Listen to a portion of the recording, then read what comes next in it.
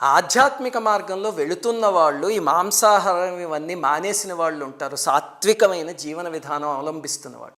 వాళ్ళందరూ ఒక ప్రశ్న అడుగుతున్నారు. ఈ పండగే కాదు, ఇలాంటి దసరా కానీ ఏ పండగ వచ్చినా సరే అందరూ ఒక ప్రశ్న అడుగుతున్నారు. ఏమిటంటే, ఇప్పుడు ఉదాహరణకి సంక్రాంతి అప్పుడు కొంతమంది మేకని కోసి ఆ పొలం చుట్టూ ఆ రక్తాన్నాన్ని తీసుకువెళ్ళి బలిగా సమర్పిస్తారు. ఇది ఎప్పటి నుంచో వస్తున్న ఒక ఆచారం.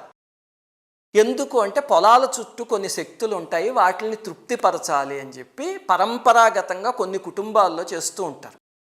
కానీ ఇప్పుడు సాత్విక మార్గంలోకి వచ్చాక ఆధ్యాత్మిక మార్గంలోకి వీళ్ళు అడుగుతున్న ప్రశ్న ఏమిటంటే, అలా చెయ్యాలంటే బాధేస్తుందండి, ఒక జీవిని చంపి దాని రక్తంతో అలా చేయడమా?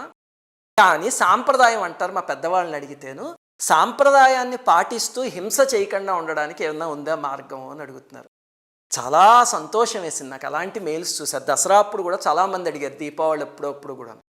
సరే, ఇంతకీ తంత్రశాస్త్రంలో ఎస్పెషల్లీ కాళీతంత్రం ఉంది. అందులో కాళికా అమ్మవారు తన నోటితో చెప్పిన ఒక శ్లోకం ఉంది.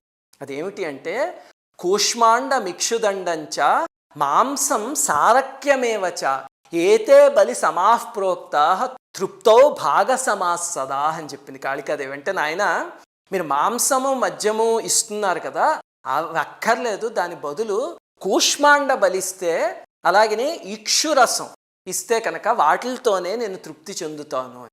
అలాగే ఇంకా చాలా తంత్రశాస్త్ర గ్రంథాల్లో రాశారు ఈ ప్రక్రియ. అదేమిటి అంటే, బూడిద గుమ్మిడికాయ కానీ తీ గుమ్మిడికాయ కానీ ఉంటుంది కదా, దాన్ని ఒక బట్టలో చుట్టి దానిని కత్తితో ఛేదించి అప్పుడు ఆ ముక్కల మీద కుంకుమ జల్య చుట్టూ పెట్టి, అలాగే ఇక్షురసం అంటే ఈ చెరుకు రసం, వాటిని సమర్పిస్తే అప్పుడు మీరు మద్యం మాంసం ఇవ్వడానికి బదులుగా ప్రత్యామ్నాయంగా ఇది చేసిన దేవతలు తృప్తి చెందుతారు అని చాలా తంత్రశాస్త్ర గ్రంథాల్లో రాశారు.